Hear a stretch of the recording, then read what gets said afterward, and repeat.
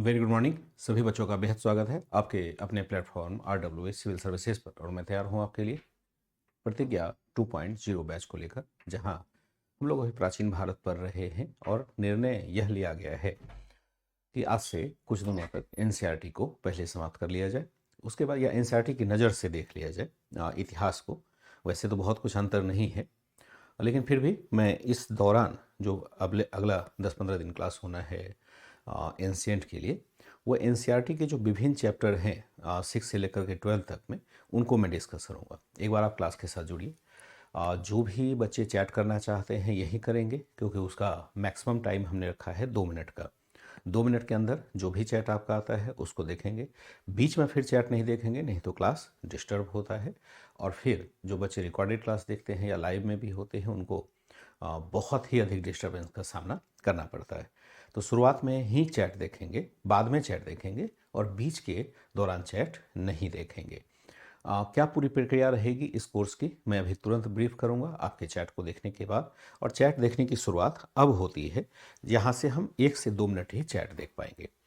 तो यहाँ जो बच्चे जुड़ रहे हैं सभी को वेरी गुड मॉर्निंग। एक साथ ही मैं बोल देता हूँ वेरी गुड मॉर्निंग। जो बच्चे लेट ज्वाइन करने के आदी रहे हैं उनको मेरी क्लास में ऐसा नहीं करना चाहिए, क्योंकि मैं समय से ही मौजूद हो जाता हूँ। वेरी गुड मॉर्निंग, प्रणाम। और सभी बच्चे जो मैसेज दे रहे हैं गुड मॉर्निंग का, पहले NCERT कराएंगे, अभी मैं उसकी चर्चा करता हूँ दीप्ति, अभी तुरंत मैं उसकी चर्चा करता हूँ। 3-4 क्लास का नोट्स नहीं आया है, ये ताज्जुब वाली बात है। मैं बताता हूँ अभी क्या नोट्स बनाना है नहीं बनाना है, मैं अभी तुरंत बताता हूँ। नोट्स एकदम कॉपी में रखें, क्या एक कॉपी मैं बताता हूँ सारा चीज़। महारानी चलिए ठीक है। मस्तराम कुमार जी, सब बढ़िया है। और चैट में देख रहा हूँ मोस्ट रिटर्न साथ साथ ही मैं बड़ा क्लास हूँ, ठीक है। अक्षर आपको नहीं समझ में आ रहा है, इसका मतलब आपकी समझ अभी नहीं बनी है। अक्षर सही से ही लिखा जाता है। अक्षर बहुत मिसमैच तो नहीं होता है। आप सही से ही नहीं पढ़ा होगा कभी आपने, समझ नहीं आया होगा आपको ना शब्द का। मोनू शुक्ला का इंग्लिश मीडियम है, तो यहाँ टर्म्स तो लिख देंगे, बाकी देख लीजिए उसके साथ। चेंज का ऑप्शन दिलवा दें, ये आपकी समस्या है। चलिए ठीक है। रिंकू कुमारी, मैं नंबर नहीं जोड़ता, अपने आप कोर्स के साथ देखिए कि अपना मिल जाएगा वहाँ पर, ठीक है। जैसे कराया जा रहा है धीरू स्टडी, वैसे ही करिए। नया है पुराना है उससे कोई दिक्कत नहीं है। पीछे की जो क्लासेस है उसको पहले करिए जो आज ही जुड़ते हैं। चलिए, मैक्सिमम बच्चों का यहाँ देख रहा हूँ। चलिए, 2-3 बातें जो कॉमन है उसको मैं अभी ब्रीफ कर देता हूँ 2 मिनट के 1 मिनट के अंदर। कि कुछ बातों ने कहा कि नोट्स मुझे साथ बनाना है या नहीं बनाना है, ये मैं अभी तुरंत बताऊंगा आपको। कुछ बच्चे जो अभी ज्वाइन कर रहे हैं उनको चाहिए कि पहले का क्लास कर लें। जो आपका कॉमन क्वेश्चन था उसको मैंने देख लिया कि आपको चाहिए था अभी से ज्वाइन नहीं करेंगे, पीछे से ही ज्वाइन करेंगे। यानी जब क्लास 1 शुरू हुआ था यूट्यूब पर, वहीं से आप स्टार्ट करिए।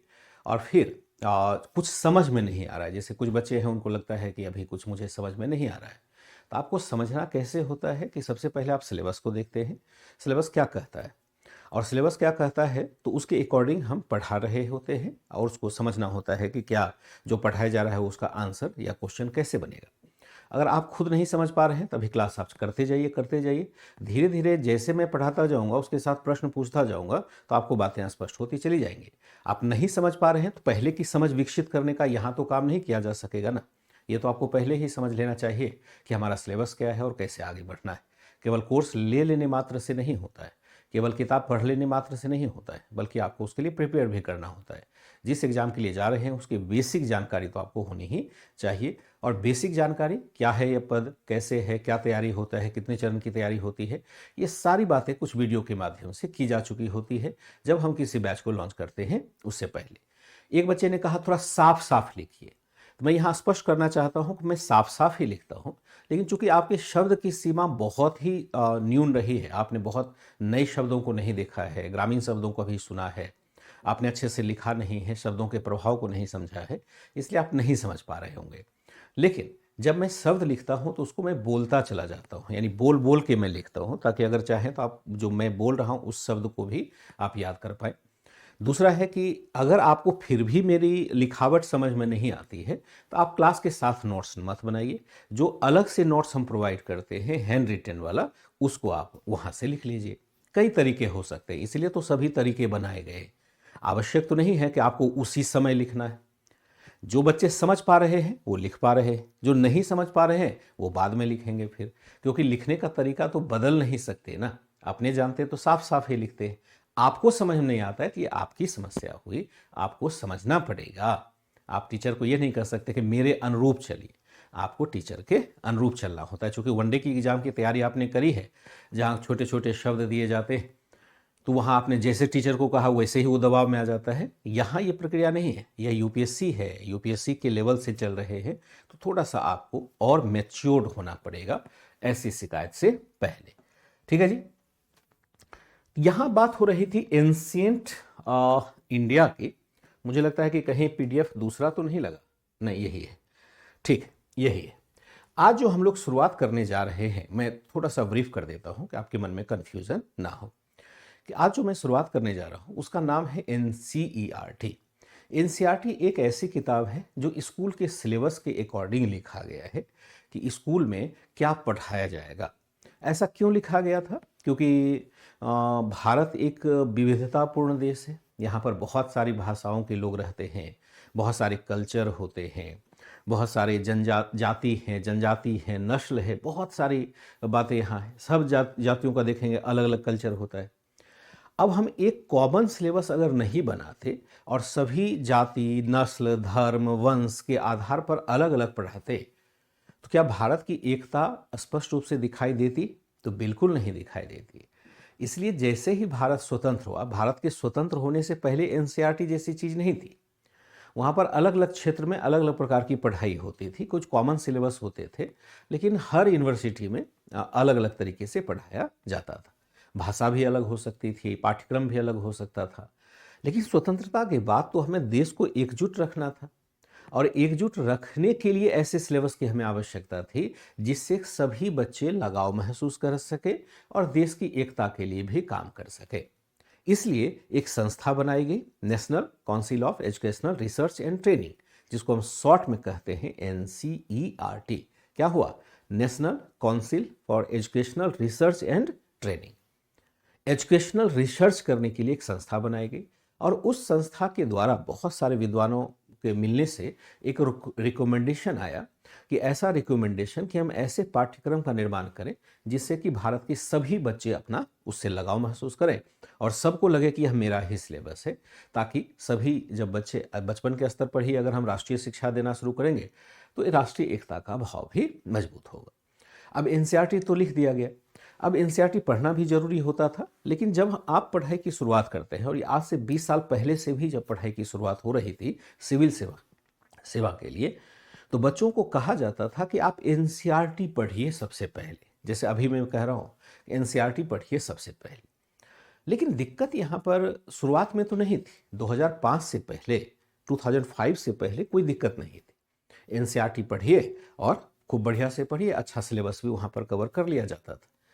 लेकिन 2006 में आप देखेंगे कि जब एनसीईआरटी हम पढ़ते हैं तो एनसीईआरटी आपको दो भागों में दिखाई देता है। सारा कॉन्सेप्ट आप समझ लेंगे। जैसे हम कहते हैं एनसीईआरटी, एनसीईआरटी को हम देखते हैं दो भागों में आपको दिखाई देगा, ओल्ड एनसीईआरटी, और दूसरा जो दिखाई देगा वह देगा न्यू एनसीईआरटी। क्या कहलाएगा? न्यू एनसीईआरटी कहलाएगा। अब यहां पर सवाल उत्पन्न होता है कि ओल्ड एनसीईआरटी का मतलब क्या है और न्यू एनसीईआरटी का मतलब क्या है। ओल्ड का मतलब यहां पर होगा कि जिस एनसीईआरटी को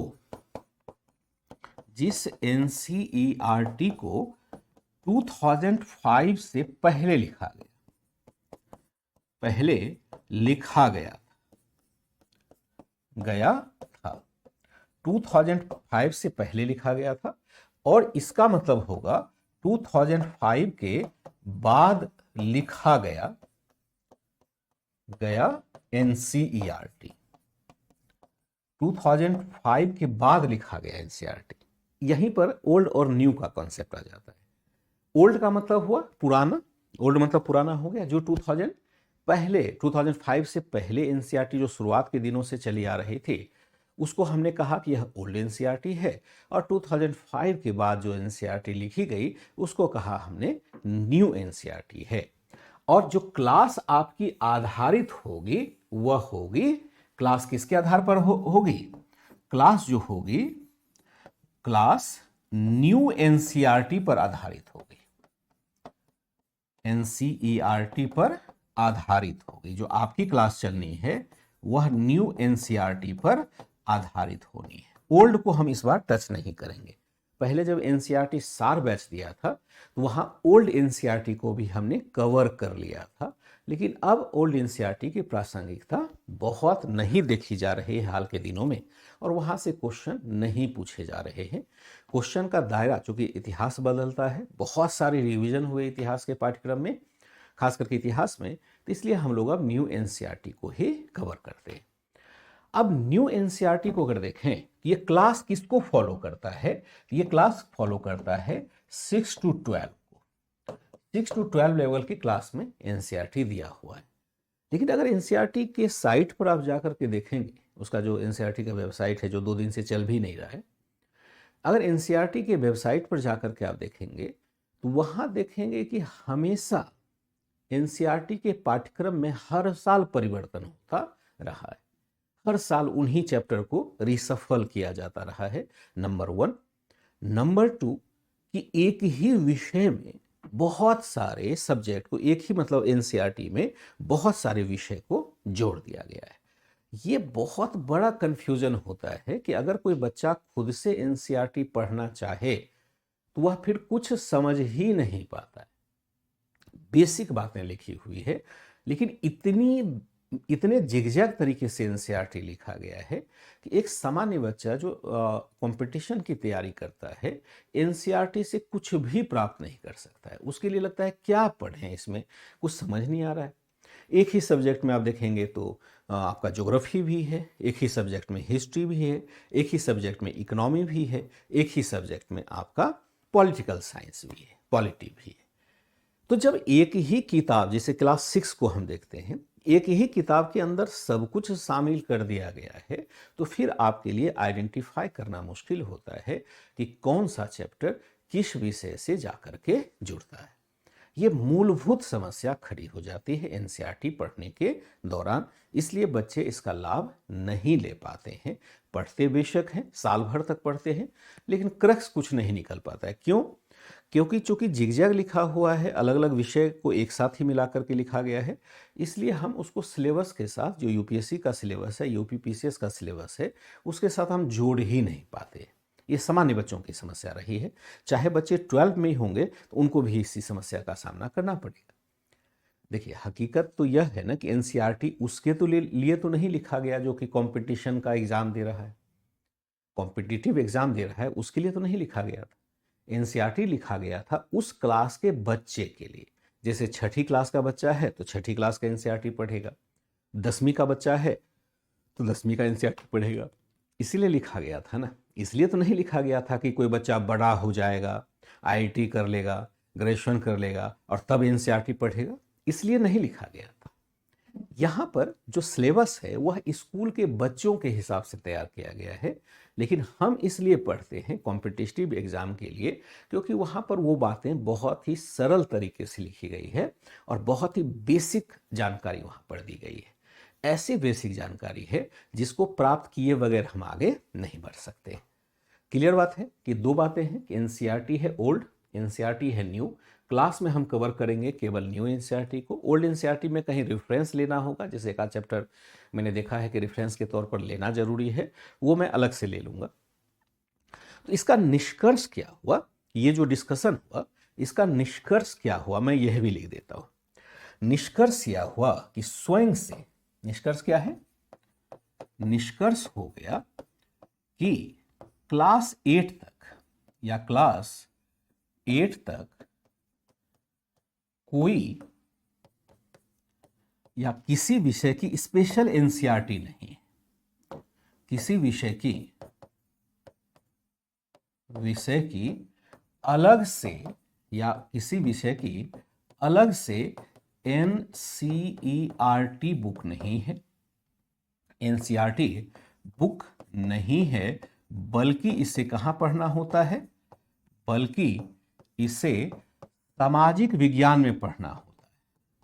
सामाजिक विज्ञान नामक विषय यानी सोशल साइंस इसको कहते हैं, सोशल साइंस कहते हैं।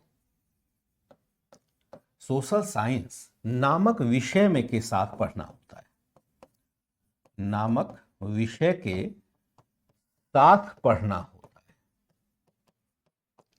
अभी तक आपको याद होगा ये बातें जो मैंने अभी लिखा। विषय कोई स्पष्ट नहीं, जैसे मैं इतिहास पढ़ाने के लिए आया हूं ना, तो इतिहास विषय नाम से कोई एनसीईआरटी नहीं है। वह क्या है, सोशल साइंस का पार्ट है। और सोशल साइंस में 4 चीजें जुड़ती है। सोशल साइंस को अगर देखा जाए तो यहां पर 4 चीजें जुड़ेंगी। हिस्ट्री एंड कल्चर जुड़ेगा, हिस्ट्री एंड कल्चर हो जाएगा। दूसरा हो जाएगा पॉलिटिकल साइंस हो जाएगा। तीसरा हो जाएगा ज्योग्राफी। और चौथा हो जाएगा आपका इकोनॉमिक्स। ये 4 विषय सोशल साइंस के पार्ट हो जाते हैं। अब पढ़ना तो हमें स्कूल के हिसाब से है नहीं, पढ़ना किसके हिसाब से है, तो हमें पढ़ना है कॉम्पिटिटिव एग्जाम के हिसाब से। तो क्या हम अगर यह कहें कि आप कोई एनसीईआरटी बुक खरीद लीजिए और उसको मैं चैप्टर बाय चैप्टर पढ़ा दूंगा तो सिलेबस हमारा कवर होगा? नहीं होगा, बिल्कुल नहीं होगा। आप देखेंगे क्लास 6 का एनसीईआरटी तो पहला 3 चैप्टर ज्योग्राफी से है, चौथा, पांचवा, छठा आपका हिस्ट्री से है, फिर इकोनॉमी से है और पॉलिटिकल साइंस से जुड़ा हुआ है। कोई भी बुक जो आप पूछते हैं कि कौन सी बुक हमें खरीदनी चाहिए, एनसीईआरटी खरीदनी चाहिए या नहीं खरीदनी चाहिए, डाउनलोड करके पढ़ना चाहिए या नहीं पढ़ना चाहिए, तो मैं आपको कहूँगा कि आपको किसी भी बुक की ज़रूरत नहीं है। अगर आप बुक खरीदते भी हैं, एनसीईआरटी की भी बुक खरीदते हैं, तो भी फर्क आपको नहीं पड़ता है, क्योंकि वहाँ का अधिकतम लाभ आप ले ही नहीं पाएंगे, क्योंकि आपको पता ही नहीं चलेगा कि मुझे पढ़ना क्या है। दूसरा कि चूंकि हर साल एनसीईआरटी का पाठ्यक्रम परिवर्तित किया जाता रहा है सरकार के द्वारा, इसलिए जो एनसीईआरटी के वेबसाइट पर एनसीईआरटी के चैप्टर लिखे हुए हैं, वह उस चैप्टर वाला बुक आपको मार्केट में 2 साल के बाद मिलेगा, या हो सकता है मिले ही नहीं। अभी जो मार्केट में बुक अवेलेबल है वो 2018 का प्रिंटेड है, यानी 2018-19 का प्रिंटेड है। अभी हाल का कोई बुक अवेलेबल मार्केट में नहीं है, क्योंकि हर साल कुछ न कुछ परिवर्तन हो जाता है। तो जो भी बुक पब्लिश्ड होगा उसमें पैसे लगते हैं, इसलिए बुक पब्लिश्ड होता नहीं। तो मार्केट में जो बुक्स है, जो एनसीईआरटी की वेबसाइट पर लेटेस्ट बुक है, दोनों में कोई तालमेल ही नहीं है। दोनों बातें अलग अलग लिखी, बातें वही है, लेकिन आप देखेंगे एक चैप्टर वेरी कर रहा है। तो ऐसे में क्या करना है, कठिनाई क्या हो गई? कठिनाई हो गई कि आपके लिए बुक अवेलेबल है नहीं। जो चैप्टर है वो इतना जिग-जैग है, क्योंकि एक ही विषय के साथ बहुत सारे, एक ही सोशल साइंस विषय के साथ बहुत सारे अन्य विषय को जोड़ दिया है, तो आप एक साथ सभी पढ़ ही नहीं सकते। वहाँ एक आइडेंटिफिकेशन करना होता है, किसे हम हिस्ट्री में पढ़ते हैं, किसे हम पॉलिटी में पढ़ते हैं, किसे ज्योग्राफी में पढ़ेंगे, इकोनॉमी में पढ़ेंगे। अब यहाँ पर मेरा दायित्व या मेरे जैसे टीचर का दायित्व बढ़ जाता है कि मैं पूरे एनसीईआरटी यानी 6 से लेकर के 12 तक में जो क्रक्स है, जो बातें आपको जाननी बहुत जरूरी है, जिसकी चर्चा हम आगे कहीं नहीं करेंगे, वो सारा क्रक्स में निकाल करके इकट्ठा दे दूं। इसलिए निर्णय लिया गया कि सबसे पहले हम वही एनसीईआरटी समाप्त कर लेते हैं, और फिर जो एडवांस का है वो इसके बाद कंटिन्यूअस चलता रहेगा, क्योंकि तब तक हमारी एक समझ विकसित हो चुकी होगी।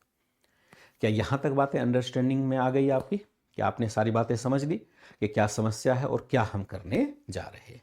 दूसरा कोई सवाल नहीं पूछेंगे, सिर्फ यही बताना है कि हाँ, बातें आपने समझ ली, कैसे कोर्स चलेगा ये बातें आपने समझ ली। क्योंकि पहला मान लो एनसीईआरटी का दिन है, तो आज मैंने सारी बातें स्पष्ट कर दी। फिर हम एक एक चैप्टर को उठाएंगे और आपको ये पता नहीं चलेगा कि मैं कहाँ किस चैप्टर से पढ़ा रहा हूँ। लेकिन जब बाद में आप एनसीईआरटी पढ़ोगे, कभी बुक पढ़ोगे, तो आपको लगेगा अच्छा ये तो कवर हो गया है। फिर भी मैं दिखाता जाऊँगा कि जो चैप्टर मैं पढ़ा रहा हूँ वो किस प्रकार के चैप्टर से समर्थित है, कहाँ वो चैप्टर आपको मिलेगा अगर खुद से पढ़ना चाहें तो। और ऐसे मौके पर मैं क्या करूँगा कि जो एनसीईआरटी में चैप्टर दिए हुए हैं वो चैप्टर मैं टेलीग्राम पर शेयर भी कर दूंगा, जैसे कल मैंने किया था।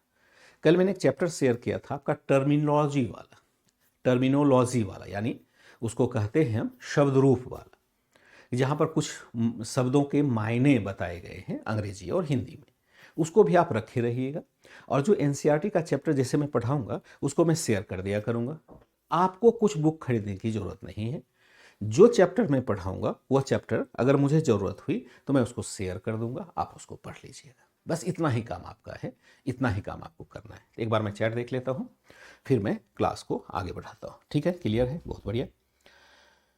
मज़ा आएगा ऐसे करने पर, क्योंकि आपके लिए परेशानी कम करेंगे ना, बहुत ज़्यादा परेशानी है। ठीक है, क्योंकि ऐसे अगर पढ़ने लगेंगे तो आप सच में कुछ नहीं पढ़ पाएंगे और लगेगा कि क्या पढ़ा के चले गए, कुछ समझ में आया ही नहीं। लेकिन अब मैं जागरूक हूँ तो मुझे पता है कि समस्या आपके सामने आएगी, तो मैंने इसको क्या कर लिया, अलग कर दिया। हम लोग सोशल साइंस नहीं पढ़ा रहे। सोशल साइंस होता तो एक ही टीचर सभी विषय पढ़ा देते, लेकिन यहाँ तो हमें यूपीएससी की तैयारी करना है या पीसीएस की तैयारी करनी है, तो हमें तो इसको अलग अलग पढ़ाना पड़ेगा ना।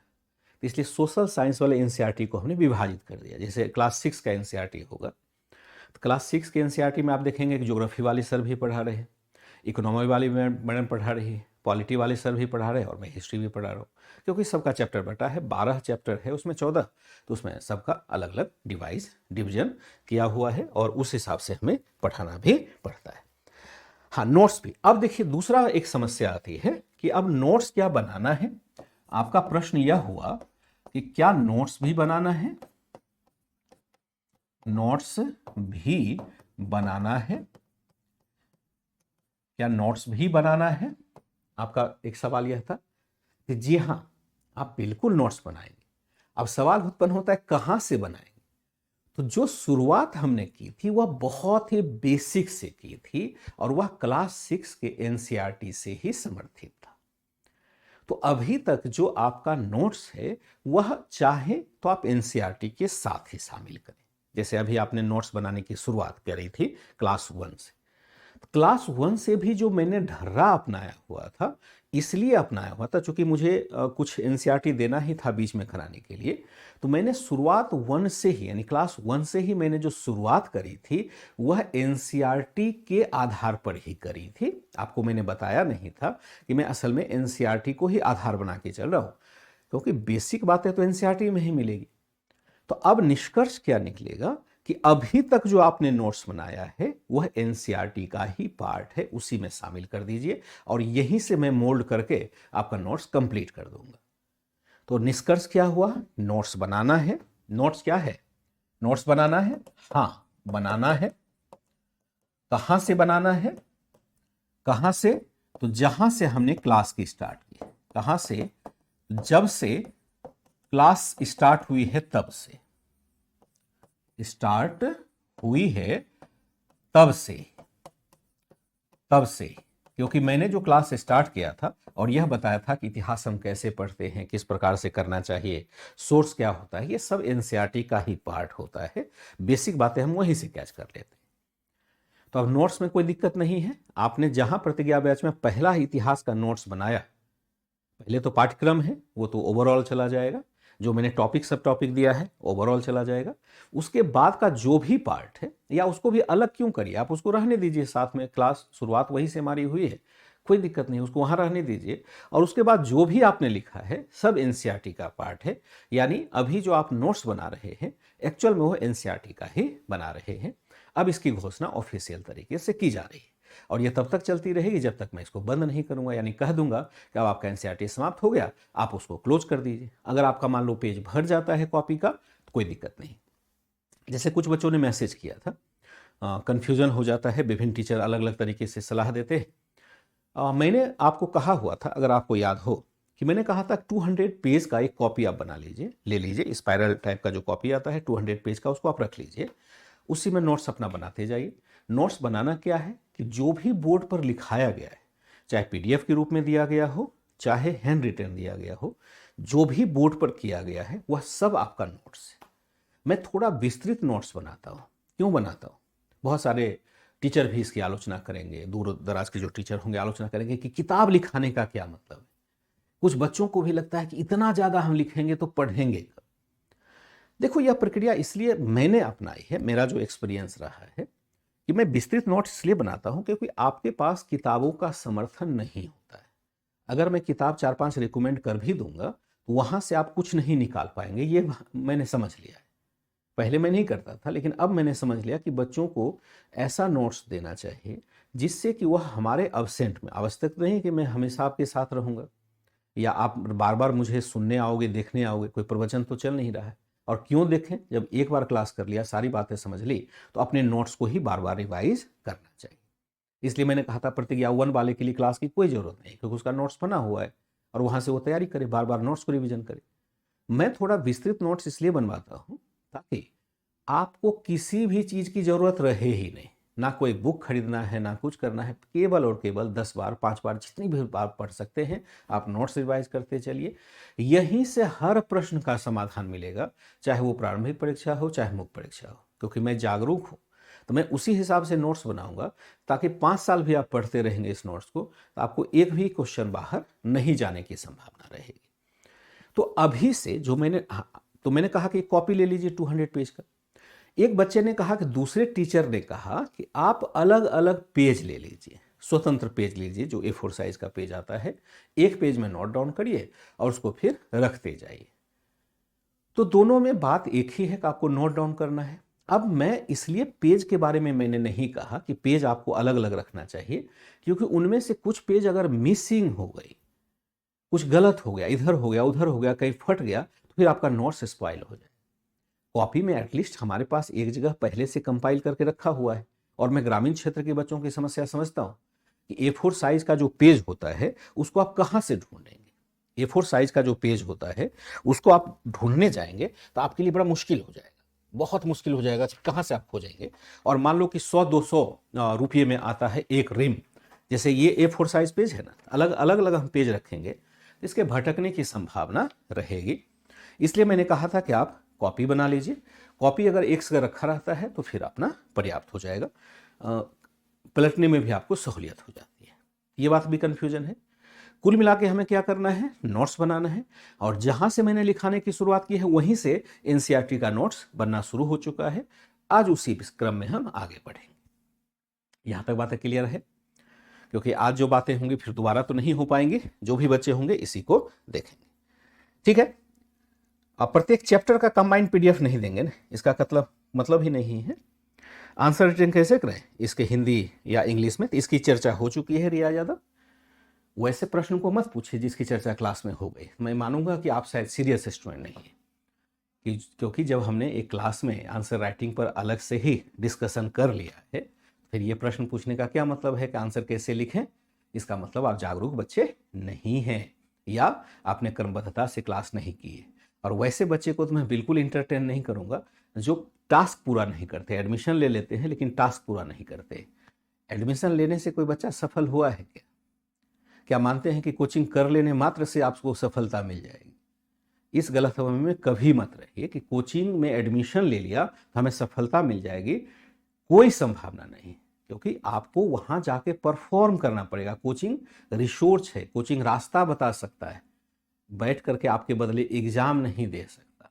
एग्जाम देना होगा पुलिस पकड़ लेगी ना कोचिंग वाले, मैं आपके बदले एग्जाम दे सकता हूँ? एग्जाम तो आपको देना है। आप जितना अधिक जागरूक रहेंगे कोचिंग का, उतना बेनिफिट आप ले पाएंगे। केवल कोचिंग आपको सफल नहीं बना सकती है। एकदम डे फर्स्ट में मैं क्लियर कर देता हूँ। जो सवाल आपने पूछा कि कैसे आंसर राइटिंग करें, यह आपके नकारात्मकता को दिखाता है कि आपने क्या किया है, क्लास नहीं किया है। नहीं तो मैंने पहला ही क्लास, मतलब 2-3 क्लास के बाद तो मैंने स्पष्ट कर ही दिया था कि आंसर कैसे लिखा जाना चाहिए। ठीक है जी? हाँ, कोर्स कंप्लीट का क्या मतलब है कि कोर्स कंप्लीट होगा तब आंसर राइटिंग करेंगे? आंसर राइटिंग तो हमें चैप्टर बाय चैप्टर करना पड़ेगा ना। कोर्स कंप्लीट हुआ तब आंसर राइटिंग करेंगे? किस दुनिया में खोए हुए हो भाई कि कोर्स कंप्लीट हो जाएगा तब आंसर राइटिंग करेंगे? किस दुनिया में खोए हो?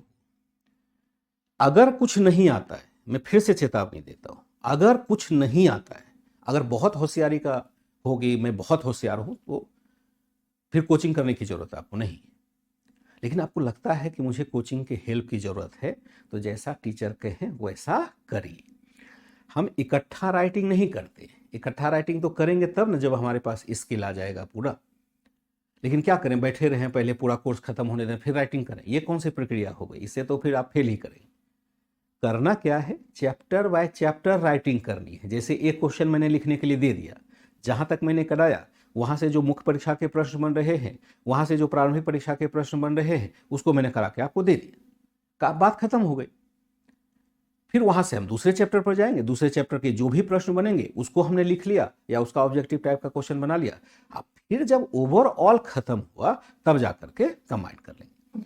जैसे आपने कहा कि प्रत्येक चैप्टर का कंबाइंड पीडीएफ मिलेगा, यह नहीं मिलेगा। लेकिन एंशिएंट इंडिया जब समाप्त हो जाएगा, जैसे मैं एनसीईआरटी अभी शुरुआत कर रहा हूं, एनसीईआरटी जब पूरी तरह से समाप्त हो जाएगा तब एक कंबाइंड पीडीएफ मिल जाएगा। हर चैप्टर का कंबाइंड पीडीएफ क्या होता है, मैं ये नहीं समझ पाया, क्या दिमाग में आपको है? क्योंकि ऐसा सवाल आज तक के किसी भी 20 साल के बैच में नहीं आया था। चैप्टर का कंबाइंड पीडीएफ क्या होता है? आप जब कॉपी में नोट कर रहे होते हैं तो आप चैप्टर के साथ लिखते चले जाते हैं। कंबाइंड नोट्स का क्या मतलब हुआ, मैं ये नहीं समझ पाया। कंबाइंड हो सकता है एक विषय का, जैसे मैं कहता हूं कि प्राचीन भारत का कंबाइंड नोट्स हो सकता है, मध्यकालीन भारत का कंबाइंड नोट्स हो सकता है। लेकिन अब इसका मैं कहूं कि सोर्स का कंबाइन कर दूं, ये तो कंबाइंड ही हुआ, इसमें अलग अलग क्या हो सकता है कि एक चैप्टर 3 दिन में खत्म होगा, लेकिन वह तो कंबाइंड ही हुआ, तो लिखते जा रहे हैं तो कंबाइंड ही हुआ, इसमें अलग से करने की क्या जरूरत होगी? मुझे ये बिल्कुल समझ में नहीं आया, क्योंकि ऐसी क्वेरी बिल्कुल नहीं है और ऐसा आज तक किसी ने नहीं किया है। ठीक है जी, चलिए अब आते हैं मुद्दे की बात। नोट्स हमें कहां बनाना है? जब से शुरुआत की है क्लास की, वह एनसीईआरटी का ही नोट्स काउंट करेंगे और उसी के आगे लेकर के आज से चलेंगे और लगातार चलते रहेंगे। इस बात की चर्चा अब आगे नहीं करेंगे, पर्याप्त टाइम दे दिए। अब अगर हम बात करते हैं तो जो आज एनसीईआरटी की शुरुआत होगी वह होगी यहां से। 2 चैप्टर हम कवर करेंगे। पहले मैं इसमें लिख देता हूं आपका कि यहां से कि एनसीईआरटी होगा। एनसीईआरटी को अगर हम लेके चलते हैं तो यह एनसीईआरटी जो आज का क्लास है वह है क्लास 6 का। क्लास 6 का एनसीईआरटी है और क्लास 6 के एनसीईआरटी में जो चैप्टर नंबर 4 है और चैप्टर नंबर 5 है उसको हम कवर करेंगे आज या कल की क्लास में, आज और कल की क्लास के साथ मिक्स करके। अब इतनी बात हो गई तो एक इंफॉर्मेशन मैं आपको दे देता हूं, इसे जरा गंभीरता से सुन लीजिएगा कि मैं 2 दिन के लिए छुट्टी पर जाना चाहता हूं। मुझे बहुत ही आवश्यक कार्य से आउट ऑफ दिल्ली जाना पड़ रहा है, जहां की मैं क्लास नहीं ले सकता, वैसे लोकेशन पर जा रहा हूं। मुझे 2 दिन की छुट्टी चाहिए होगी। आप लोग स्वीकृत करेंगे कि 2 दिन छुट्टी आपको मिलती है। कि कब कब मिलती है? 24 या 25 तक तो मैं क्लास ले लूंगा, लेकिन 26 और 27 को नहीं ले पाऊंगा। या एक हो सकता है कि मैं 25 या 26 को क्लास ना लूं और 27 को मैं बदले हुए समय में क्लास लूं, यानी 27 को मैं दिल्ली तो आ जाऊंगा लेकिन 11 बजे तक आ पाऊंगा, और सुबह आपकी क्लास 10 बजे होती है तो 10 बजे तो क्लास नहीं हो पाएगी। या तो मैं ज्योग्राफी वाले सर को कहूं कि 12 बजे मैं ले लूं, 10 बजे वो ले लें, ऐसा ऑल्टरनेट करके लिया जा सकता है। या फिर मैं मान के चलूं कि 25 तक मैंने क्लास लिया और 26, 27 आपका हॉलीडे रहा, फिर मैं क्लास को कंटिन्यू करूंगा, अभी कहीं जाने का प्रोग्राम नहीं है। तो 2 दिन आपकी छुट्टी हो सकती है। छुट्टी का दिन जो हो सकता है, छुट्टी का दिन जो हो सकता है वह हो सकता है 25, 26 या और हो सकता है 26, 27। इसमें से किसी भी दिन 2 दिन छुट्टी आपकी हो सकती है, इसकी सूचना मैं दे दूंगा। तो एनसीईआरटी में जो क्लास 6 है इसका 2 चैप्टर मैंने कवर किया है। एक है इतिहास की समय रेखा और उसके स्रोत, एक कहेंगे चैप्टर 4 इतिहास की समय रेखा तथा उसके स्रोत, एक चैप्टर हो गया। और चैप्टर नंबर 5 जो है 5 है वह हो जाएगा आपका, क्या लिखा हुआ है? लिखा है भारत अर्थात इंडिया। भारत अर्थात इंडिया, यानी भारत का नाम कैसे पड़ा। बहुत मजेदार टॉपिक है और उसको मैंने अपने हिसाब से ढाल दिया है आपके लिए, कंपटीशन का एग्जाम देना है इसलिए। बहुत मजेदार, बड़ा शानदार सा टॉपिक है और मैं बताता हूं कि कितना रुचिकर है। अब आप कहेंगे कि चैप्टर नंबर 4 और 5 क्यों, चैप्टर नंबर 1 2 3 क्यों नहीं? क्योंकि चैप्टर नंबर 1 2 3 ज्योग्राफी का पार्ट है और अभी जब ज्योग्राफी वाले सर आएंगे तो वो फिर आपको पढ़ाएंगे चैप्टर नंबर 1 2 3, अपने हिसाब से पढ़ाएंगे। तो हिस्ट्री का जो सिलेबस शुरू होता है क्लास 6 में, वह शुरू होता है आपका चैप्टर नंबर 4 से 4 5 6 7 तक जाता है। 4 चैप्टर है, अलग अलग जगह से संबंधित है। तो मैं अपने हिसाब से क्या करूंगा कि जैसे इसको मैं ले रहा हूं, इसको मैं पूर्णता देने के लिए हो सकता है कुछ एडिशनल मैटर भी इसमें डाल दूं ताकि आपको 100% यहाँ जानकारी मिल सके। क्योंकि मैं तो हर एनसीईआरटी को देख रहा हूँ। जैसे अभी आप वेबसाइट को खोलेंगे तो वहाँ जो एनसीईआरटी होगा वहाँ एक अलग ही इन्फॉर्मेशन दिया हुआ है, उसी मैटर को एक अलग तरीके से प्रस्तुत किया गया है। और जो थोड़ा सा पुराना एनसीईआरटी जो आपके पास प्रिंटेड आएगा वहाँ अलग ही मैटर दिया है। तो मेरा यहाँ फर्ज बनता है कि मैं संपूर्णता प्रदान करूं और दोनों मैटर को मिला करके आपको दे दूं। यहाँ जो हमें कवर करना है इस चैप्टर में, चैप्टर नंबर 5 4 में करना है, तो यहाँ हमें ये चैप्टर का, अब खोलेंगे ना वेबसाइट, आपको इसी प्रकार से चैप्टर दिखाई देगा। इस प्रकार के चैप्टर में देखिए 2 कोटेशन बड़ा शानदार है। आप यहाँ देखिए चैप्टर नंबर 4 है एनसीईआरटी का। यहाँ कहा गया है इतिहास अतीत में अतीत एवं इतिहास अर्थ कह रहा है अतीत एवं वर्तमान के मध्य एक अनवरत संवाद इतिहास है। वह संवाद आज के समाज और कल के समाज के मध्य हम अतीत के आलोक में ही वर्तमान समाज को पूर्णतः समझ पाते हैं। E.H. कार ने लिखा है। और यहाँ एक कोटेशन से शुरुआत हुआ है अरविंद के द्वारा कि भारत में प्रारंभिक काल में ही आध्यात्मिक और सांस्कृतिक एकता स्थापित हो गई थी जो हिमालय और 2 समुद्रों के बीच इस मानवता की जीवन धारा के अभिन्न अंग बन गई थी। बताया है कि इंडिया कैसे बना। ये दोनों कॉन्सेप्ट आज हम लोग समझने की कोशिश करेंगे। देखते हैं, यहां से शुरुआत करते हैं। यहां हम क्या देखते हैं कि पहला चैप्टर होगा ये वाला कि इतिहास की समय रेखा और उसके स्रोत। इसको हेडिंग में डाल सकते हैं, इतिहास की समय रेखा तथा उसके स्रोत। Timeline of the history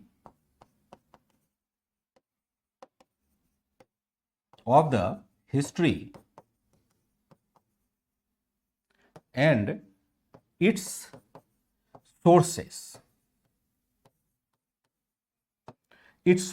Timeline of the history and its sources. जब हम इतिहास की बात करते हैं, इतिहास में एक शब्द यूज होता है अक्सर, जो आप भी समझते होंगे और जो आपके लिए सबसे अधिक पैनिक होता है, वह शब्द होता है तारीख का। शब्द आता है तारीख। तारीख को हम क्या कहते हैं? दिनांक भी कह देते हैं या हम डेट भी कह देते हैं, कुछ भी कह सकते हैं। तारीख को हम क्या कह देते हैं? तारीख नाम सुना है? आज कौन सा डेट है आप लोग कहते हैं। आपके घर के बुजुर्ग होंगे वो कहते होंगे आज कौन सी तारीख। जो संस्कृत निष्ठ लोग होंगे वो कहेंगे आज कौन सा दिनांक, दिन का अंक कौन सा है, किस दिन की हम बात कर रहे हैं। तीनों शब्द जनरली एक ही अर्थों में प्रयोग होता है। अब यहां देखेंगे जैसे तारीख है, यह क्या है? एक है फारसी शब्द। फारसी शब्द किसको कहते हैं? फारसी शब्द है तो फारसी हम किसको कहते हैं? वह भाषा जो फारस से आया हुआ हो। फारस किसको कहते हैं? फारस कहते हैं वर्तमान में ईरान को। ईरान देश का नाम सुना है या नहीं सुना है? नहीं सुना होगा तो कोई बात नहीं, मैं आपसे मुझसे सुन लीजिए। तारीख क्या है? एक फारसी शब्द है। फारसी क्या है? एक भाषा है। फारसी भाषा उसको कहते हैं जो फारस में बोली जाती थी। फारस का मतलब वर्तमान में ईरान का क्षेत्र है। यानी जब भारत में मुगलों सब का आक्रमण हुआ, तुर्कों का आक्रमण हुआ, तो वहां पर हम फारसी भाषा को इंट्रोड्यूस होते हुए देखते हैं, काफी लोकप्रिय रहा। दिनांक क्या है? दिनांक हो जाएगा संस्कृत शब्द हो जाएगा और यह आपका हो जाएगा संस्कृत या हिंदी हम कह सकते हैं, और यह हो जाएगा आपका अंग्रेजी शब्द हो जाएगा। लेकिन सबका मतलब एक ही होता है। तारीख को कभी कभी हम क्या कर देते हैं? लिख देते हैं तवारीख। इस शब्द को हम कहीं कहीं लिख देते हैं तवारीख। ये शब्द भी एक ही है, कोई दिक्कत इसमें नहीं है। अब डेट का मतलब क्या है? तिथि का मतलब क्या है? इतिहास में तिथियों का क्या मतलब है? तिथि हम डालते हैं इतिहास में, जैसे हम कहते हैं कि अशोक का जन्म इस ईस्वी में हुआ, उसका इस ईस्वी में हुआ, अगर यह तिथि डाला जाता है, क्यों तिथिगत अध्ययन हम क्यों करते हैं इतिहास में, डेट का अध्ययन क्यों करते हैं, या डेट को हम याद क्यों रखते हैं, और डेट को हम तारीख के साथ या हिस्ट्री के साथ क्यों डालते हैं, ताकि घटनाओं को हम क्रमबद्ध रूप से समझ सकें। इसीलिए ना तारीख क्यों दिया जाता है, इतिहास में डेट का प्रयोग क्यों किया जाता है, डेट का प्रयोग क्यों किया जाता है,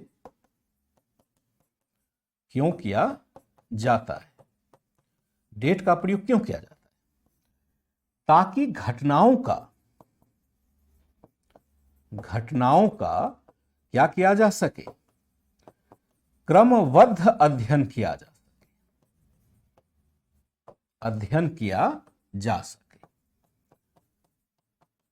सके, क्रोनोलॉजिकल एक तरह से रिसर्च किया जा सके। क्या कह सके, क्रोनोलॉजिकल। जब भी हम डेट को डालते हैं, इसका मतलब होता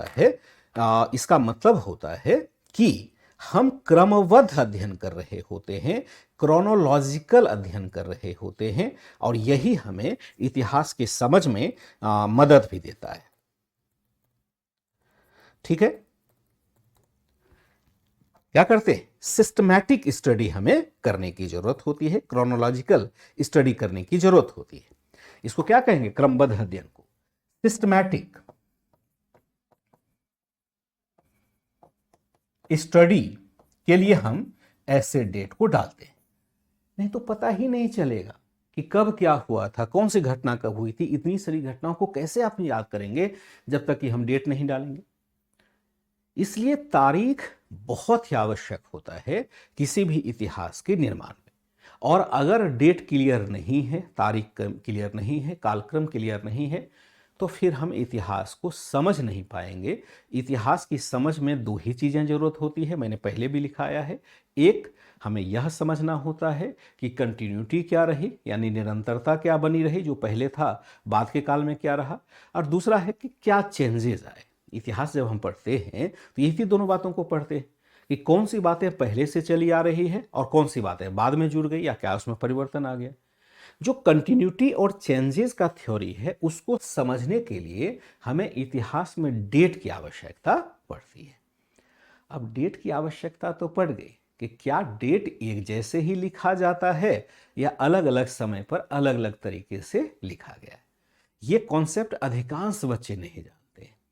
होता क्या है कि दोषपूर्ण स्थिति हो जाती है पढ़ाई के लिए कि हम बच्चों को एडमिशन ले लेते हैं, पढ़ाने की शुरुआत कर देते हैं। बड़े कोचिंग में जहां मैंने पढ़ाया है वहां यही दिक्कत होती है, क्योंकि एक टाइम फ्रेम होता है कि इतने दिन में ही आपको कोर्स समाप्त करना है।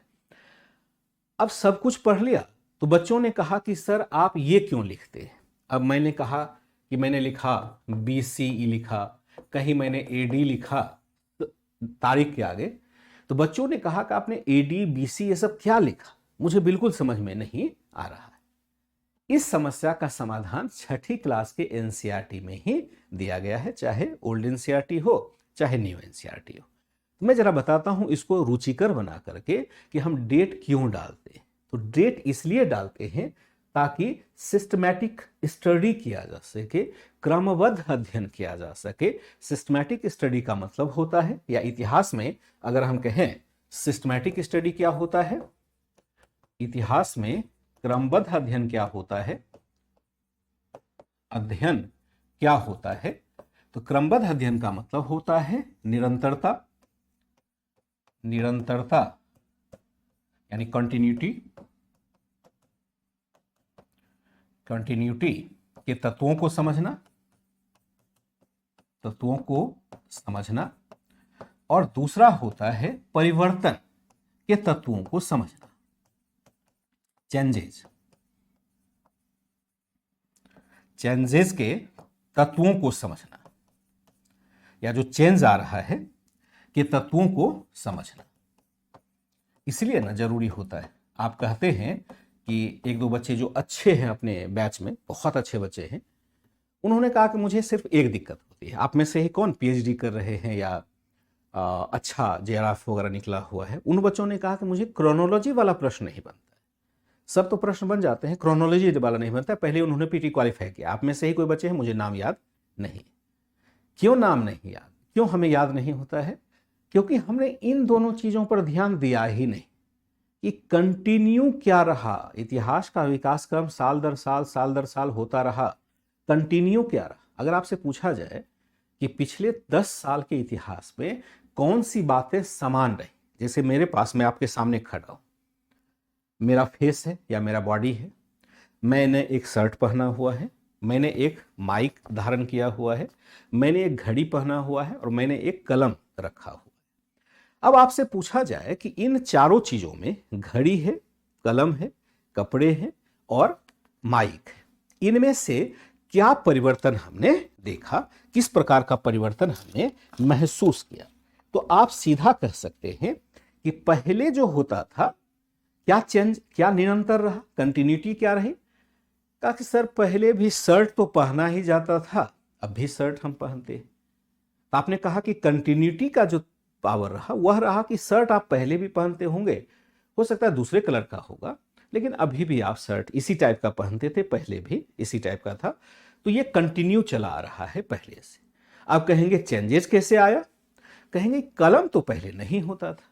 पहले कलम होता था वो लिखने वाला, जिसमें इंक लगा रहता है, वो कलम होता था। यह क्या हो गया?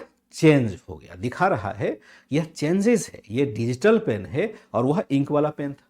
आप कहेंगे नहीं नहीं, घड़ी में भी चेंज आया, ये स्मार्ट वॉच है और पहले चाबी वाला एक घड़ी होता था जिसको हम कमानी के ऐसे टाइट करते थे, तब वह घड़ी चलता था, या बैटरी ऑपरेटेड घड़ी होता हो, पहले वो घड़ी था। आप कहेंगे पहले वायर्ड माइक होता था, यानी हाथ में पकड़ के माइक बोलना होता था, अब आप कॉलर में लगा के बोल रहे हैं। तो हम किसी भी इतिहास के कालखंड को इसी प्रकार से समझते हैं, तब जाकर के हमें बात याद रहती है। तब आपको पूछा जाए कि ये बताइए, आपने ये समझ लिया कि पहले कलम वाला, मतलब इंक वाला पेन यूज होता था, और आपको कहा जाए कि ये वाला पेन अब यूज हो रहा है, डिजिटल पेन यूज हो रहा है। आपसे पूछा जाएगा कि अगर क्रम बनाने के लिए कहा जाए कि कौन सा पहले था कौन सा बाद में है, आप तुरंत आइडेंटिफाई कर लेंगे, क्योंकि आपने कंटिन्यूटी एंड चेंजेस को अच्छे से समझ लिया। तो जब भी हम डेट का प्रयोग करते हैं, इसलिए करते हैं ताकि क्रमबद्धता से अध्ययन हो सके, कंटिन्यूटी एंड चेंजेस को समझ पाए। ये दोनों हमारे लिए बहुत महत्वपूर्ण है, क्योंकि यही इतिहास का निर्माण भी करता है। ठीक, हमने देखा। अब हम देखते हैं कि यहां पर अगर हम देखें तो एक चीज आपको और हम कहना चाहेंगे कि एक चीज यहां हम कह सकते हैं, बिल्कुल हो जाएगा, कोई दिक्कत नहीं है। अब यहां पर देखिए, अब यहां हम कहते हैं कि पृथ्वी पर जो अर्थ है, पृथ्वी है ना, पृथ्वी यानी अर्थ पर जीवों का विकास, डेवलपमेंट ऑफ स्पीसीज जो होगा, जीवों का विकास जो होगा, वह एक लंबे अंतराल का नतीजा रहा है। ऐसा नहीं है कि जीवों का विकास कोई 1 साल में हो गया होगा या कुछ 100 साल में हो गया। जीवों का जो विकास हुआ होगा वह लंबे काल में हुआ होगा, यह तय है। ये मैं आपको आगे बताऊंगा कि जो हमारे स्पीसीज है, जो हमारे जीव हैं, बहुत सारे जीव हैं, वो क्या है, वो बहुत अधिक अलग अलग काल में डाइवर्सिफिकेशन उसका रहा है और अलग अलग कालखंड में इसका विकास होता रहा है।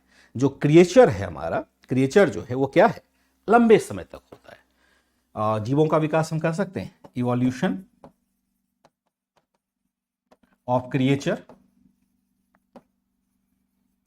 एक लंबे समय का नतीजा रहा है, या एक लंबे अंतराल का नतीजा रहा है, या समय का नतीजा रहा है, जिनमें से रहा है जिनमें मानव जैसे जीवों का विकास अत्यंत संक्षिप्त रहा है। विकास अत्यंत कम काल का, अत्यंत संक्षिप्त काल का ही नतीजा है। संक्षिप्त मतलब होता है शॉर्ट। अगर वो इंग्लिश मीडियम वाले बच्चे हो, मैं टर्म लिखता जाता हूं, शॉर्ट हम लिख सकते हैं, शॉर्ट काल का नतीजा है। यानी अगर हम देखते हैं कि मानव का विकास, पृथ्वी पर जीवों का विकास हुआ ना, जीवों का विकास कब हुआ, ये हम एडवांस में पढ़ेंगे। मैं मोटे तौर पर बताता हूँ। 460 करोड़ वर्ष पहले पृथ्वी पर किसी प्रकार के जीव की उत्पत्ति होगी। जीव का मतलब जो ब्रीथ करता हो, सांस लेता हो। लेकिन ध्यान रखिएगा, जीव एक जैसा नहीं होता है। जो ब्रीदिंग एनिमल है वो एक जैसा नहीं होता है। जैसे हम लोग भी क्या है, एनिमल हैं, तो खड़े होकर के सांस लेते हैं। मंकी को देखिए, वो 4 पैरों पर चलता है। कुत्ता अलग है, कॉकरोच अलग तरीके से सांस ले रहा है।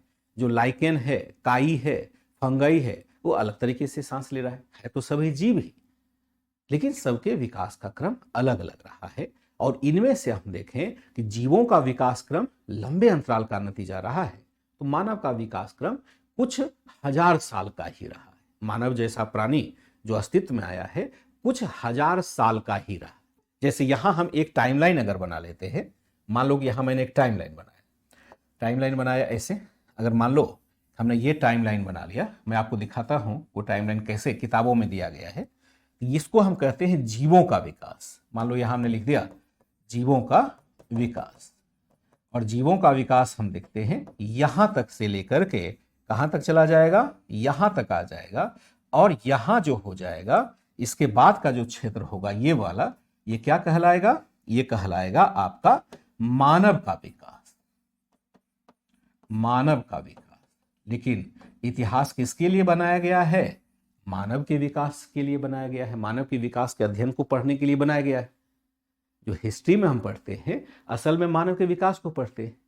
तो पूरे संपूर्ण पृथ्वी में जीवन के विकास का एक बहुत छोटा सा कालखंड हम लोग पढ़ रहे होते हैं, बहुत छोटा सा। जबकि असल में जीवन का विकास क्रम तो बड़ा लंबा रहा है अन्य जीवों का। अब इसको दिखाने के लिए एनसीईआरटी बुक में एक फिगर का प्रयोग किया गया है। कैसा फिगर है जरा ये देखिए। ये तो मान लो पृथ्वी है, ये सब मैं बताता हूं। देखो क्या है, मैं सब बताता जाऊंगा कि क्या क्या यहां है। अब देखो ये विकास क्रम है। अगर आप एनसीईआरटी देखोगे, नया वाला एनसीईआरटी, तो वहां इन्हीं बातों को परिभाषित किया गया है कि किस कालखंड में मानव का या जीव का कैसे विकास हुआ। अब मान लो ये पृथ्वी का विकास होता है, यहां से हमने कहा कि 4.5 करोड़ वर्ष पहले, 5 यहां लिखा हुआ देखो, आप नहीं देख पा रहे होगे, मैं देख पा रहा हूं। यहां जो लिखा है ये वाला, ये लिखा है आपका, ये वाला जो लिखा हुआ है, लिखा है 4.54 ईयर पूर्व, 4.5 करोड़ वर्ष पूर्व, यह लिखा हुआ है। 5.45 करोड़ वर्ष पूर्व अगर पृथ्वी पर मानव की उत्पत्ति, जीव की उत्पत्ति हुई, तो मानव तो बहुत बाद में। अगर पृथ्वी पहले क्या था, कि जैसे ज्योग्राफी में आप पढ़ेंगे कि बिग बैंग थ्योरी है। पृथ्वी पहले किसी तारे का, जो स्टार है, उसका हिस्सा हुआ करता था। 2 तारों के मध्य आकर्षण उत्पन्न होता है और एक तारे का एक टुकड़ा टूट करके गिर जाता है, अंतरिक्ष में लटक जाता है। और लटकता हुआ, चूंकि तारा बहुत गर्म होता है, स्टार जो होता है बहुत गर्म होता है, और तारे का जब टुकड़ा टूट के आया तो वह भी बहुत गर्म हुआ करता था। तो जब बहुत गर्म होगा तो संभावना ही जीव की नहीं होगी। जब गर्म हो जाता है तो सारे बैक्टीरिया, कीटाणु, कुछ भी होगा तो उसके विकास की संभावना नहीं रहेगी। फिर हम देखते हैं धीरे धीरे वह टुकड़ा ठंडा हुआ, और ठंडा होते होते फिर वह इस स्थिति में आ गया कि वहां पर बहुत अधिक बर्फबारी हो गई किसी भी कारण से। जब ये सब भौगोलिक स्थिति, गणना अलग अलग तरीके से की जाती रही, अलग अलग तरीके से की जाती रही। हमने पहले ही पढ़ा है कि चूंकि भौगोलिक विविधता होती है, पूरा पृथ्वी एक समान नहीं होता है। कहीं पहाड़ होता है, कहीं मैदान होता है, कहीं रेगिस्तान होता है, कहीं नदियां होती है, कहीं कुछ भी होता है। तो भौगोलिक विविधता अलग अलग है, तो जीवों का विकास भी अलग अलग होगा, अलग अलग तरीके से होगा। तो स्वाभाविक है कि काल की गणना, समय की गणना अगर हम करते हैं तो सभी जीवों के द्वारा या सभी समाज के द्वारा अपने हिसाब से किया जाएगा। जैसा आप बोलते हैं तो वैसा तो दूसरा नहीं बोलता है, जैसा आप खाते हैं हो सकता है दूसरा समाज वैसा नहीं खाता हो, दूसरे समाज का वैसा विकास हुआ ही नहीं हो। इसलिए यह स्वाभाविक है कि सभी समाज के द्वारा काल की गणना अलग अलग तरीके से की जाती रही है, और हर गणना अलग होती है। इसका अपना, इनका क्या होता है, इनकी अपनी अपनी अपनी अपनी प्रणालियां होती है, यानी सिस्टम होती है। सबकी अपनी अपनी प्रणालियां होती है। यहां आप एग्जांपल ले लेंगे ताकि ये बातें समझ में हमें आ जाए कि क्या प्रणालियां होंगी, कैसी प्रणालियां होंगी। इनकी अपनी अपनी प्रणालियां होती है। और जैसे हम देखते हैं जो प्रणाली होती है, प्रायः सभी प्रणालियां किसी न किसी घटनाक्रम पर आधारित होता है। प्रायः सभी प्रणालियां किसी न किसी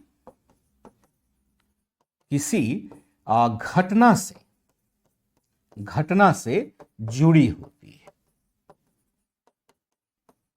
अगर समय की गणना करते हैं, काउंटिंग करते हैं, तो किसी न किसी घटना के शुरुआत होने से होती है।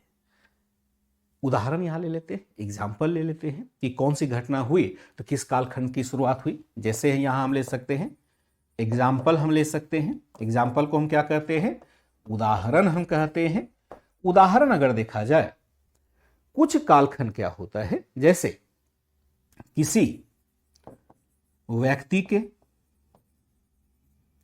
जन्म के अवसर पर, जन्म दिन को ही या दिन से ही काल गणना प्रारंभ करना। जैसे हम मानते हैं कि ईसा मसीह का जन्म होता है, मसीह के जन्म से ईसा मसीह को क्या करते हैं, जीसस क्राइस्ट कहते हैं। जीसस क्राइस्ट कहते हैं। जीसस क्राइस्ट हम कहेंगे कि जैसे जो हमारा है एक ईसाई धर्म है, उसके जो सबसे प्रमुख देवता हैं उनको हम ईसा मसीह कहते हैं, जीसस क्राइस्ट कहते हैं। तो यहां हम क्या देखते हैं कि उनका जन्मदिन जिस दिन से होता है, एक लोगों ने कहा, एक धर्म के लोगों ने कहा कि मेरे लिए भैया इतिहास यहीं से शुरू हुआ है, मेरे लिए इससे पहले का इतिहास मायने नहीं रखता है। मेरे लिए इतिहास तब से मायने रखता है जब मेरे जो ईश्वर हैं ईसा मसीह, उनके जन्म की शुरुआत। मे बी पॉसिबल, किसी ने कहा जैसे इस्लाम धर्म है, उसने कहा कि ऐसा है कि मैं तुम्हारे ईसा मसीह को क्यों मानूंगा, ईसा मसीह किस क्रिश्चियन का है, अब मैं मुस्लिम हूं, मैं तुम्हारे ईसा मसीह को क्यों मानूंगा भाई। तुम्हारा ईसा मसीह तुम्हारे ईसा मसीह का जब जन्म हुआ तब से मैं कहूं कि विश्व की शुरुआत हुई, गलत बात। मेरा अल्लाह, मेरे पैगंबर जिस दिन से आए या उन्होंने कोई विशेष कार्य किया, उस दिन से शुरुआत हो। जैसे किसी व्यक्ति के जन्मदिन के काल से ही काल गणना प्रारंभ करना। जैसे किसी विशेष घटना से काल गणना करना, किसी विशेष घटना को आधार बनाकर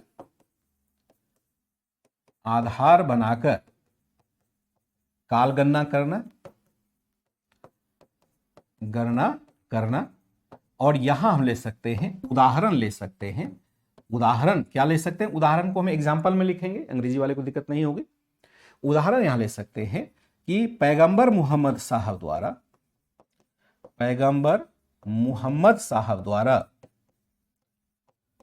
द्वारा मक्का से मदीना को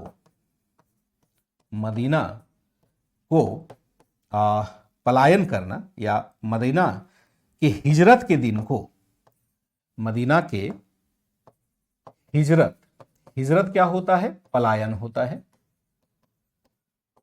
कि हिजरत दिवस से काल गणना प्रारंभ करना। और इसको क्या कहा जाता है, करना। इसे कहा जाता है, संकेत क्या देती जाता है, संकेताक्षर जो होता है, सिंबल जो होता है, वह होता है AH। यानी कोई मुस्लिम अपना इतिहास लिख रहा होगा, वह क्रिश्चियन वाले को नहीं फॉलो करेगा।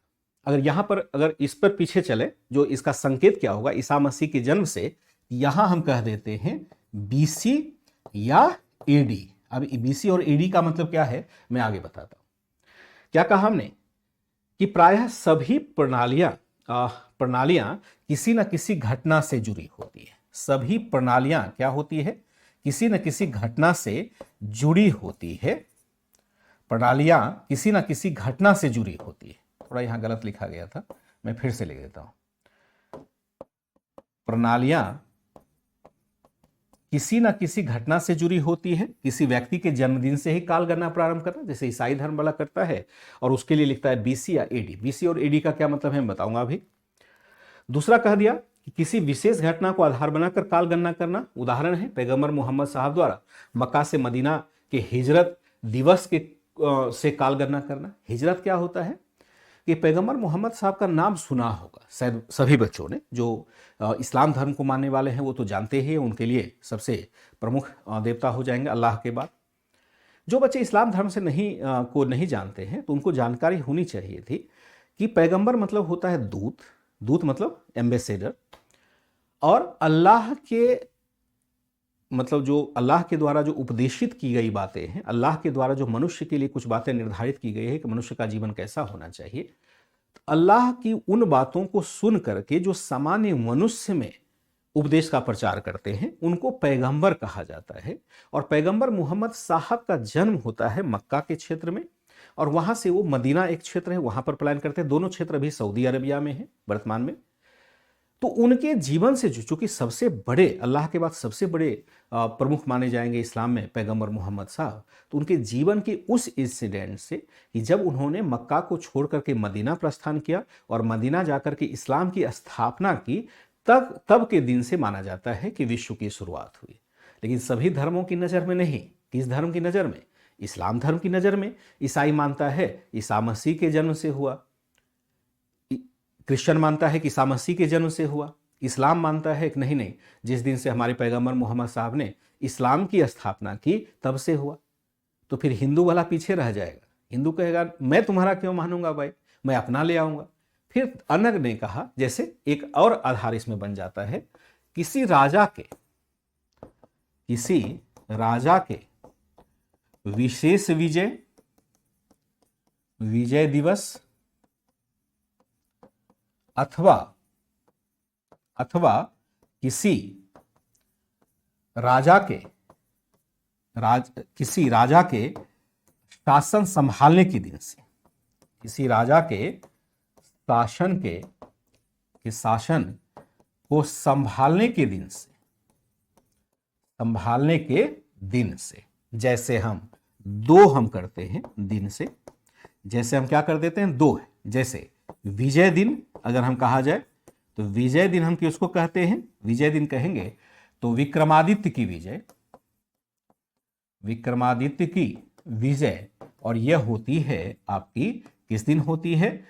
57 BCE में होती है, और इसको हम कहते हैं विक्रम संवत। इसको हम कह देते हैं विक्रम संवत। अब संवत क्या है, संवत्सर क्या है मैं बताता हूं। दूसरा है कि चंद्रगुप्त प्रथम का राज्यारोहण अगर हम करते हैं तो यह संवत शुरू होता है किसमें? तो 319 ईस्वी से हम क्या कह देते हैं, यहां प्रारंभ होता है गुप्त संवत।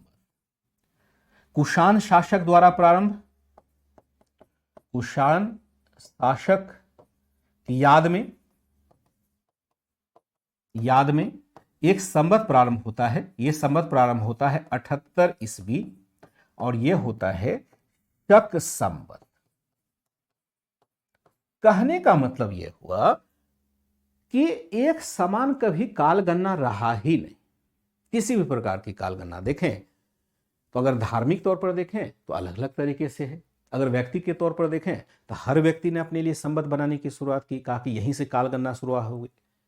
अब हो जाएंगे आप कंफ्यूज, बच्चे हो जाएंगे कंफ्यूज। यहां पर क्या किया कि सभी विश्व के सभी देशों के लोग बैठते हैं और उन्होंने निर्धारित किया कि भाई ये बात निर्धारित करो ना कि दिन होता कितने का, कितने घंटे कितने मिनट का होता है। ये आप निर्धारित करो कि दिन कितने घंटे और कितने मिनट का होता है। अगर आप ये निर्धारित करोगे तभी तो पता चलेगा कि एक्चुअल में दिन होता कैसे। जो काल गणना की जाती है उसके लिए फिर एक और समस्या आ गई कि काल गणना कैसे की जाए, किसकी गति के आधार पर की जाए। मनुष्य दो ही चीजों की गति जानता है। मनुष्य बड़ा पढ़ा लिखा है, लेकिन यह नहीं जान पाता है कि पृथ्वी ही सूर्य के चारों तरफ चक्कर लगाती है, ना कि सूर्य पृथ्वी के चारों तरफ चक्कर लगाती है। जब हम लोगों ने साइंस नहीं पढ़ा था, क्या हम मानते थे कि सूर्य पृथ्वी के चारों तरफ घूमती है? हमें नहीं जानते थे। लगता था कि मतलब यही मानते थे कि सूर्य पृथ्वी के चारों तरफ घूमती है, ना कि पृथ्वी घूमती है। पृथ्वी दो तरीके से रोटेट कर रही है, एक अपने अक्ष पर ऐसे घूम भी रही है और तीसरा घूमते हुए ऐसे भी चल रही है। दो प्रकार का रोटेशन है पृथ्वी का।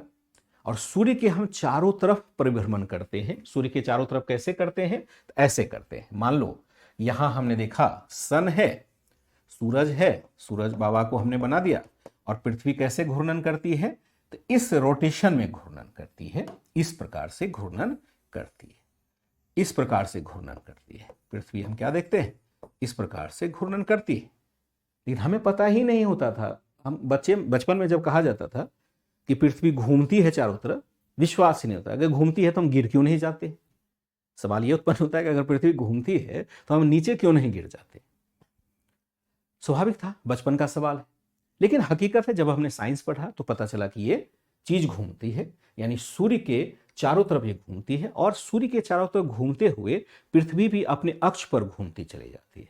और जो फेस सूर्य के सामने रहता है वहां दिन होता है, जो फेस सूर्य के बाद रहता है वह रात हो जाती है। पृथ्वी चूंकि गोल है तो आधे भाग में दिन रहेगा तो आधे भाग में रात रहेगी।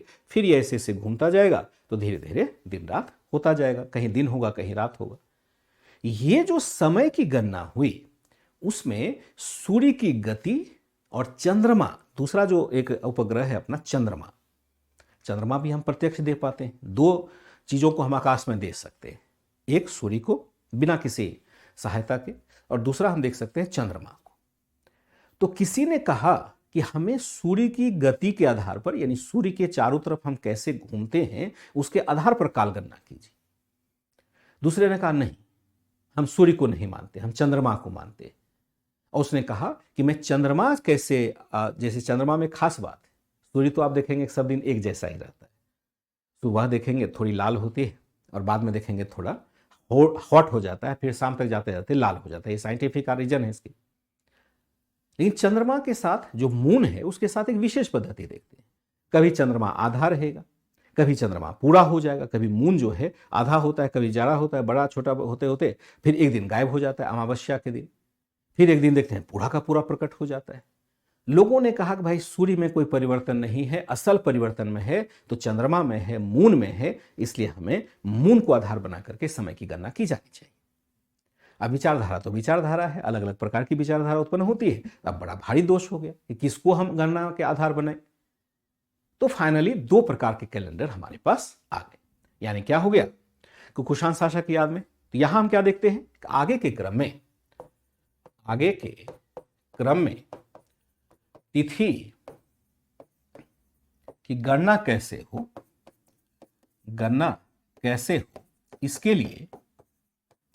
इसके लिए सूर्य की गति अथवा चंद्रमा की गति को आधार बनाया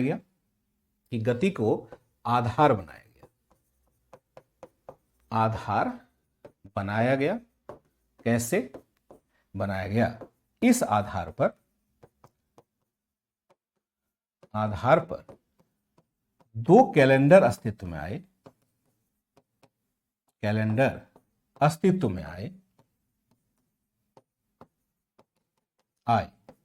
पहला जिसको कहा गया सोलर कैलेंडर, सौर कैलेंडर यानी सोलर कैलेंडर हो गया, और दूसरा हो गया चंद्र कैलेंडर यानी मून कैलेंडर हो गया।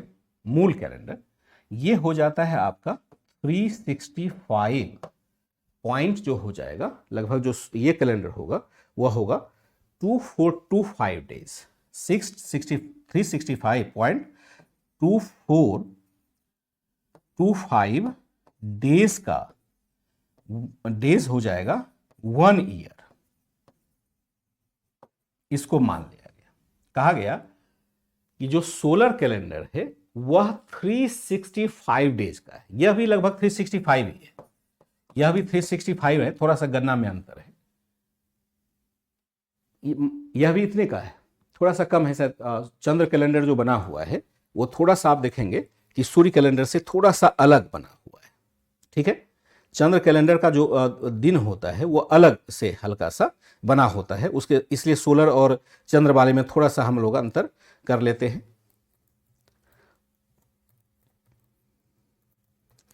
समझ में बात आ रही है?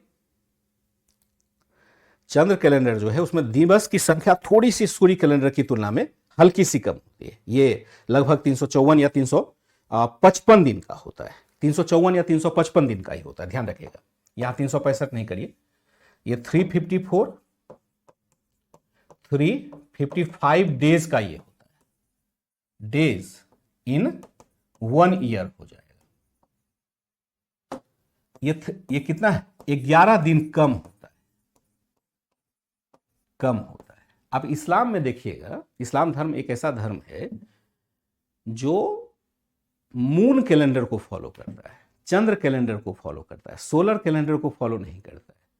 इसलिए आप रमजान की शुरुआत देखेंगे ईद के चांद से होती है, यानी चांद देखने से ही हमें पता चलता है कि दिन का बदलाव हुआ है। ऐसे नहीं, सूर्य किससे नहीं होता है। खास करके इस्लाम में आपको चंद्र कैलेंडर दिखाई देगा। तो आगे के क्रम तिथि की गणना कैसे हो, इसके लिए सूर्य की गति इसके लिए कर दीजिएगा। इसके लिए सूर्य की गति अथवा चंद्रमा की गति को आधार बनाया गया। इस आधार पर 2 कैलेंडर अस्तित्व में आए, सौर कैलेंडर और चंद्र कैलेंडर। अब देखते हैं कि वर्तमान में तिथि का निर्धारण किस आधार पर किया जाता है। वर्तमान कैलेंडर का, वर्तमान सर्वसम्मत कैलेंडर का आधार क्या है? कैलेंडर का आधार क्या है? इसको हम कहते हैं, वर्तमान कैलेंडर जो है वह ग्रेगोरियन कैलेंडर के आधार पर संचालित होता है। वर्तमान कैलेंडर जो है, कैलेंडर ग्रेगोरियन, एक कौन थे? ये थे जॉर्ज, एक पादरी हुआ करते थे, पोप ग्रेगरी 13 हुआ करते थे, ग्रेगोरियन। पोप ग्रेगरी 13 के नाम पर इसको लाया गया है। वर्तमान कैलेंडर जो है उसको हम कहते हैं ग्रेगोरियन कैलेंडर कहते हैं। पोप ग्रेगरी एक हुआ करते थे। पोप कौन होते हैं?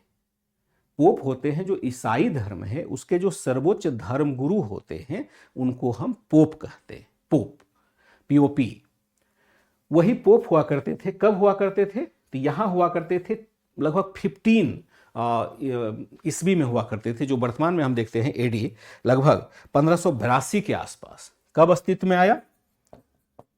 कब आया? तो यह आया अक्टूबर 1582 में आया। ठीक है जी, कब आया? 1582 में। यह निर्धारित किया गया कि हम ग्रेगोरियन कैलेंडर को आधार बनाएंगे और यहां जो होगा, यह मंथ कितना होगा? मंथ होगा 12 और ईयर होगा 365.2425 डेज का। और इसके लिए हम क्या कहते हैं कि लीप ईयर में हम क्या कर देते हैं, जो प्रत्येक 4 वर्ष पर होगा, 4 वर्ष पर होगा, एक दिन अतिरिक्त जोड़ा जाएगा। एक दिन अतिरिक्त यहां जोड़ देंगे तो काम हमारा चल जाएगा, क्योंकि ये 365 डेज का हम मानते हैं ना। ये जो अलग से आ रहा है 2425 डेज, 0.2425 डेज, यह तो फिर बढ़ता चला जाता है। इसलिए प्रत्येक 4 वर्ष में एक अलग से हम 24 आवर्स का दिन ही जोड़ देते हैं। जैसे फरवरी माह को हमने कहा यह 28 डेज का है, लेकिन एवरी 4 ईयर में फरवरी माह जो अभी चल रहा है वह 29 डेज का हो जाता है। ठीक है जी।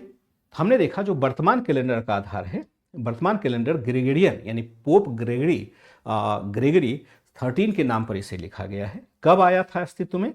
तो अक्टूबर 1582 में आया। मंथ है आपका 12 ईयर, इसमें 12 ईयर का एक मंथ होता है। 12 मंथ क्या है? 12 होता है। ईयर क्या है? ईयर आपका 365 डेज का होता है। 365 नहीं, 365.2425 डेज का होता है। और इसको समायोजित करने के लिए 2425 को एक अलग से दिन जोड़ दिया जाता है प्रत्येक 4 वर्ष के बाद। इसको हम लीप ईयर कहते हैं। इस तरह से वर्तमान कैलेंडर का आधार तैयार किया जाता है। वर्तमान कैलेंडर का संकेतक क्या है, इसको जरा समझेंगे, तब हम उस पॉइंट पर पहुंच पाएंगे जहां से हमने इसकी शुरुआत की थी। ठीक है। वर्तमान कैलेंडर ग्रेगोरियन कैलेंडर है। जो वर्तमान कैलेंडर आप देखते हैं जिसमें जनवरी फरवरी जो माह का दिन है उसको हम क्या कहते हैं? मंथ को किस नाम से जानते हैं? मंथ का नाम हम किसके जानते हैं? नाम जानते हैं जनवरी फरवरी के आधार पर।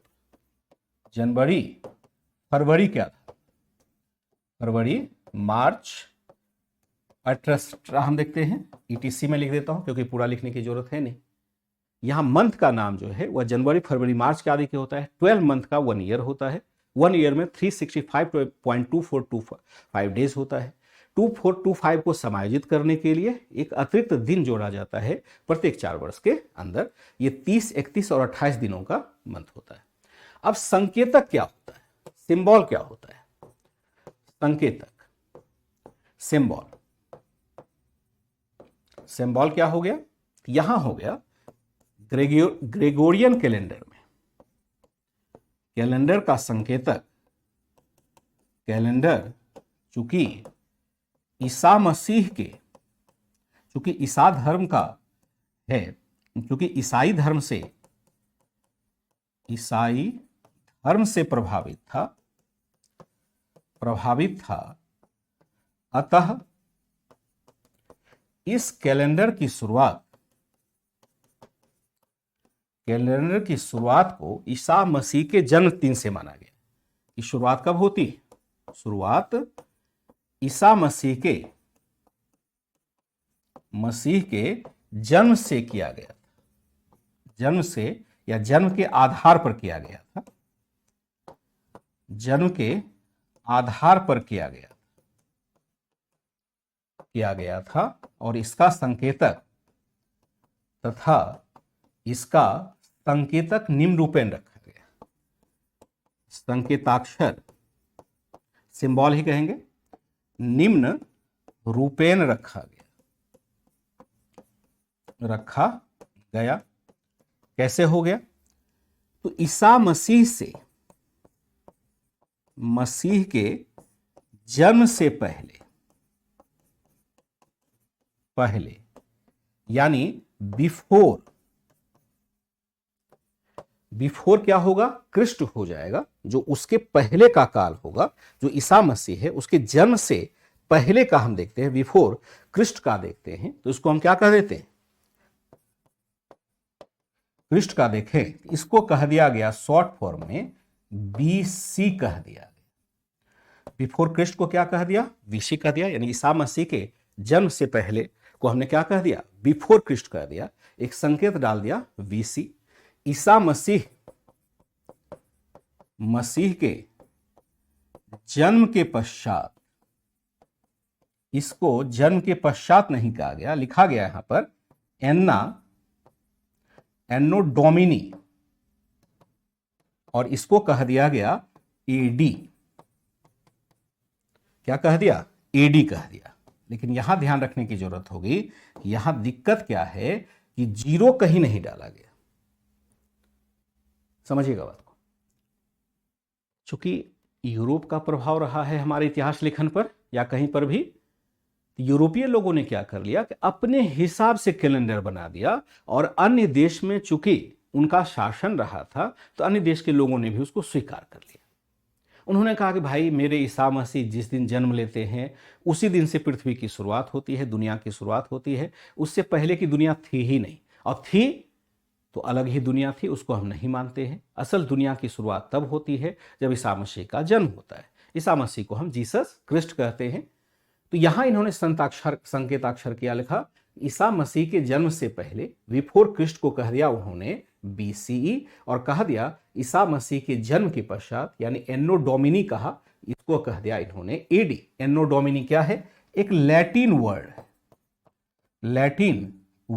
लैटिन शब्द है, लैटिन भाषा में एक शब्द है एनो डोमिनी, जिसका मतलब होता है ईसा का जन्मदिन। उसको क्या कह दिया, एनो डोमिनी कह दिया। इसलिए शुरुआत में जो भी किताब आप देखेंगे वहां पर क्या लिखा था, या तो BC लिखा था और या AD लिखा हुआ था।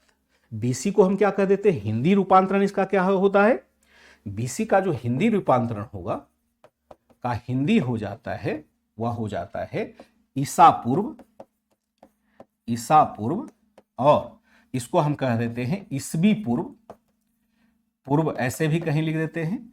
और होता है AD का हम कहते हैं का हिंदी रूपांतरण कैसे होता है, हिंदी हो जाता है आपका ईसा पश्चात, ईसा पश्चात हो जाता है। यहां शॉर्ट में नहीं लिखते हैं, यहां हम केवल लिख देते हैं, ईसवी लिख देते हैं, केवल ई देकर के बिंदा लिख देते हैं, तो ये हो गया ईसा पश्चात। ईसा पूर्व लिखा हुआ है तो इसको हम कह देते हैं मतलब 0 से पहले का, और उसको हम बाद में कर देते हैं। जो BC और AD का कॉन्सेप्ट यहीं आया। आगे हम क्या देखते हैं, आगे इतिहास को या तिथि क्रम को अधिक धर्मनिरपेक्ष बनाने की आवश्यकता महसूस हुई, इसलिए इन शब्दों का प्रयोग अब कॉमन नहीं रहा। अब AD या BC के जगह नए शब्द का प्रयोग किया जा रहा है। आगे हम क्या देखते हैं, इसी को कंटिन्यू कर देते हैं। आगे इतिहास को अधिक धर्मनिरपेक्ष बनाने की आवश्यकता महसूस हुई। आगे तिथि क्रम को अधिक धर्मनिरपेक्ष बनाने की आवश्यकता महसूस हुई,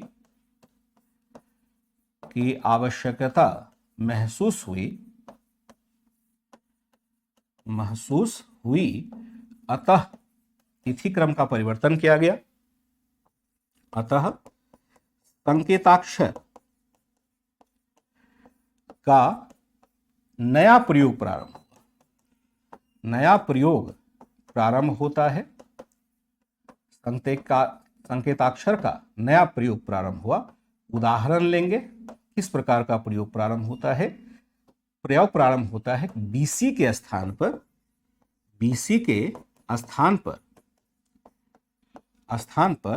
BCE शब्द का प्रयोग हुआ। इसका मतलब होता है बिफोर कॉमन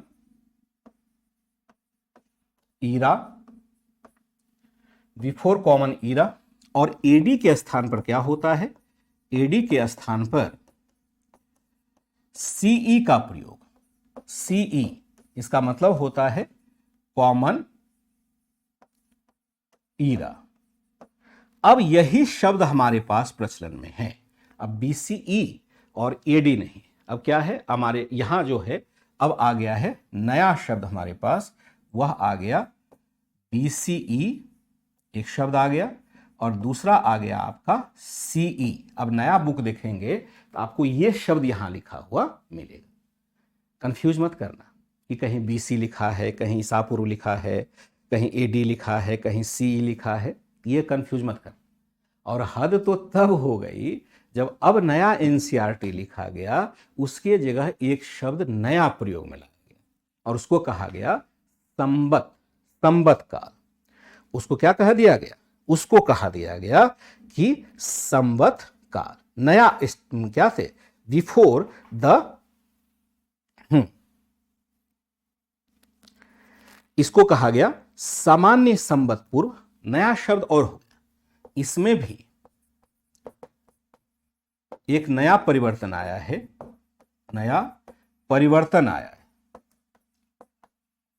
आया है।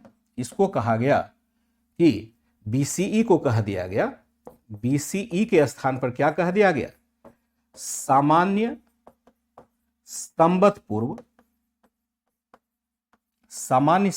कह दिया गया। BC के जगह पर क्या लिख दिया गया, सामान्य संवत पूर्व कर दिया, यानी बिफोर जनरल ईरा कर दिया। बिफोर जनरल ईरा कह दिया, ईरा, और दूसरा कह दिया बीसी के स्थान पर, और सीई के स्थान पर संवत काल कह दिया, संवत काल यानी जनरल ईरा कह दिया, संवत काल कह दिया यानी जनरल ईरा कह दिया। ये था पूरा का पूरा एनसीईआरटी का कॉन्सेप्ट, जो नए में भी है, पुराने में भी है, हर जगह आपको दिखाई देगा। और इसको जनरली बच्चा नहीं पढ़ता है, पूरा इतिहास पढ़ता रह जाता है, उसको पता ही नहीं चलता है बीसी क्या है, एडी क्या है, सी क्या है, कुछ उसको पता ही नहीं चलता है। फाउंडेशन बैच की एक खासियत है, क्या करते हैं, उन सभी गुत्थियों को सुलझाते हैं जो आपको समझने के लिए आसान होता है। जनरली हम यूज क्या करते हैं, अगर आप न्यू एनसीईआरटी देखेंगे तो वहां पर सामान्य संवत पूर्व जैसे शब्दों का यूज किया गया हिंदी माध्यम के एनसीईआरटी में, लेकिन जनरली आप यूज करिए बीसी को या सीई को यूज कीजिए, ये अभी भी स्वीकृत है। और जो 2018 से पहले का एनसीईआरटी है वहां पर ये लिखा हुआ है। बीसी और सी या एडी और बीसी का क्या कॉन्सेप्ट था, क्लियर हुआ, यहां पर एक बार कंफर्म करेंगे ताकि थोड़ा सा इसमें और ऐड ऑन करें जो एनसीईआरटी से बाहर की चीज है, ताकि यहीं पर बातें क्लियर हो सके, फिर एडवांस वाले में नहीं करेंगे, वहां समय बच जाएगा। अब इतनी चर्चा हो रही है, क्लास लग ही रहा है, थोड़ा सा और कर देते हैं कि हिंदुओं की काल गणना कैसे होती है, हिंदुओं की काल गणना कैसे यहां पर होगी। ये क्लास पेड ही है, प्रिया पांडे, इतना समझ में नहीं आता है कि ये क्लास पेड ही है। अगर एप्लीकेशन पर आप देख रहे हैं यह पेड क्लास है, ऐसे चैट का क्या मतलब है भाई, क्या इसका मतलब है कि यह क्लास पेड क्लास में ऐड हो जाएगा ना? यह चल क्या रहा है, ये फ्री क्लास चल रहा है क्या? ये पेड क्लास ही है बाबूजी, इसी को करिए। ये सवाल मिथ्या है, ऐसे सवाल आपके मन में उत्पन्न ही नहीं होने चाहिए। अब जरा इसका देखते हैं प्रयोग कैसे होता है, क्योंकि प्रयोग करेंगे तब जाकर के हमें एक और गुत्थी सुलझने को मिलेगी, नहीं तो इसका प्रयोग नहीं करेंगे तो प्रयोग समझ में आएगा नहीं कि इसको कैसे हम प्रयोग करते हैं। जैसे इसका हम प्रयोग करते हैं, इंप्लीमेंट करते हैं, तो प्रयोग हम कैसे करते हैं, किसी भी कालखंड में हम क्या करते हैं, किसी भी तिथि की गणना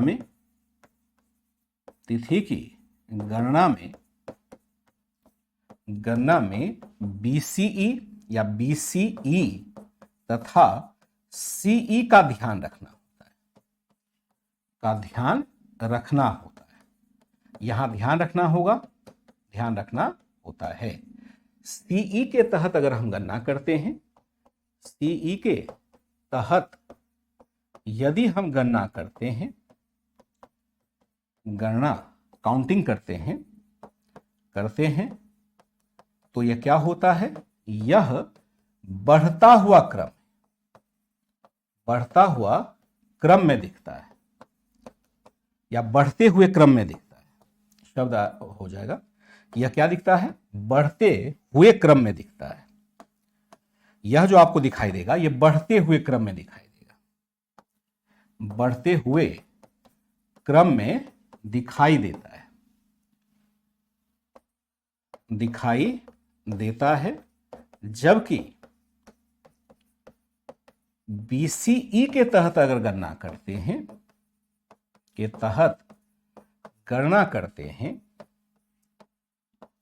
तो यह क्या दिखाई देगा, तो यह घटते क्रम में दिखाया जाता है, क्योंकि इसे शून्य तक आना है, घटते क्रम में दिखाया जाता है ताकि समय को यानी काल की गणना को किसमें लाया जा सके, ताकि काल की गणना को हम वर्तमान तक प्रेजेंट कर सके, वर्तमान तक या वर्तमान से संबद्ध कर सके, वर्तमान से संबद्ध कर सके। इसको जरा समझिएगा, कर सके। किसी भी तिथि की गणना में बीसीई, थोड़ा समय एक्सीड हो रहा है, नहीं, बीसी तथा सी का ध्यान रखना होता है, सी के तहत यदि हम गणना करते हैं तो यह बढ़ते क्रम में दिखाई देता है, जबकि बीसीई के तहत गणना करते हैं तो यह घटते क्रम में दिखाया जाता है, ताकि काल की गणना को वर्तमान से हम संबद्ध कर सकें। यही इसको रखिएगा। कल मैं आता हूं तो इसको क्लियर करता हूं।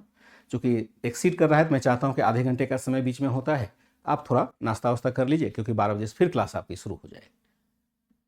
इसको यहीं पर मैं रहने देता हूं, इसी को मैं कंटिन्यू करूंगा। आप अपने नोट्स बना रहे हैं तो यहीं से करिएगा, क्योंकि ये गुत्थी समझना बड़ा जरूरी है, नहीं तो फिर आप काउंट नहीं कर पाएंगे। मैं एक सवाल भी पूछूंगा तो आप उसका आंसर ही नहीं दे पाएंगे जब तक इस गुत्थी को नहीं समझेंगे। तो आज की क्लास को यहीं रखते हैं। मैंने देखा कि टाइम एक्सीड कर रहा है, मुझे क्लास बीच में ही ड्रॉप करना पड़ रहा है, बीच में ही क्लास ड्रॉप करना पड़ रहा है क्योंकि समय एक्सीड कर रहा है। ठीक है जी। साधना यादव का कमेंट मैंने देख लिया, ठीक है।